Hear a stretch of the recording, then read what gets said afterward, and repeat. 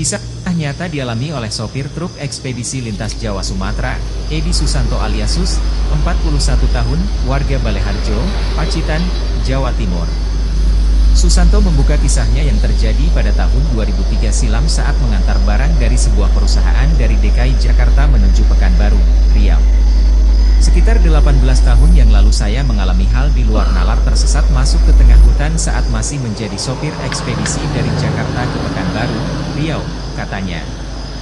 Dirinya menambahkan, selama kurang lebih 2 tahun bekerja sebagai sopir ekspedisi baru pertama kali bernasib nahas yang tak lazim. Waktu itu berangkat bersama teman dengan mengemudi 2 truk tronton muatan sepeda motor dari perusahaan dealer Astra. Selama perjalanan tidak ada hal yang aneh dan biasa saja, ucap Susanto menambahkan. Selama 2 hari 2 malam perjalanan, ia melanjutkan kisahnya, setibanya di tempat tujuan dan dijemput seorang bos yang biasa menerima barang. Di jalan kami komunikasi dengan seorang bos yang akan menerima barang. Di suatu tempat bertemu lalu kami mengikuti arah laju mobil orang tadi tanpa rasa curiga sama sekali, ungkapnya mengingat-ingat. Lebih lanjut, Susanto mengaku sangat lelah setibanya di lokasi pembongkaran barang sesuai petunjuk si bos yang membawanya. Waktu sudah menunjukkan pukul 23 waktu setempat, udara dingin dan badan letih membuat kami mengantuk. Bos tersebut menyuruh kami berempat istirahat di tempat yang sudah disediakan, tapi kami menolak dan tidur di dalam truk. Kenek saya tidur di atas kabin, terangnya. Sebelum tertidur, dirinya bersama 3 temannya masih sempat melihat anak buah si bos yang menerima barang tadi menurunkan barang dari truk untuk dimasukkan ke dalam gudang.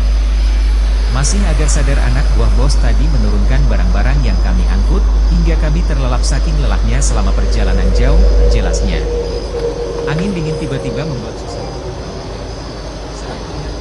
Menunjukkan pukul 2 dini hari dan keadaan menjadi sangat sepi.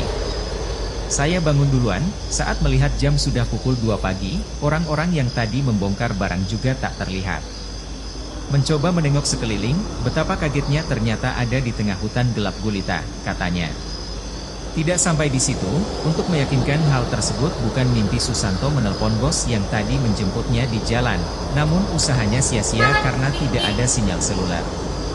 Si bos yang kami ikuti tadi ternyata sudah tidak bisa dihubungi, sinyal seluler juga tidak ada, teman-teman juga baru sadar kalau tersesat di tengah hutan. Saya lihat tidak ada bekas ban truk di tanah, ini benar-benar membingungkan, ucapnya merasa aneh. Sementara itu, Susanto bersama 1 sopir lainnya berusaha mencari bantuan kepada penduduk sekitar untuk mencari informasi jalan keluar dari hutan yang menyesatkannya tersebut. Terpaksa kami jalan kaki sejauh 1,5 km ke perkampungan untuk menanyakan jalan keluar dari hutan. Akhirnya sesampainya di sana saya menelpon pihak Jakarta dan menceritakan apa yang sedang terjadi, terangnya. Di akhir kisah, pria yang kini berprofesi menjadi sopir ambulans RSUD Dr. Darsono Pacitan tersebut menceritakan proses evakuasi mengeluarkan 2 truk dengan dibantu penduduk setempat membuat jalan baru.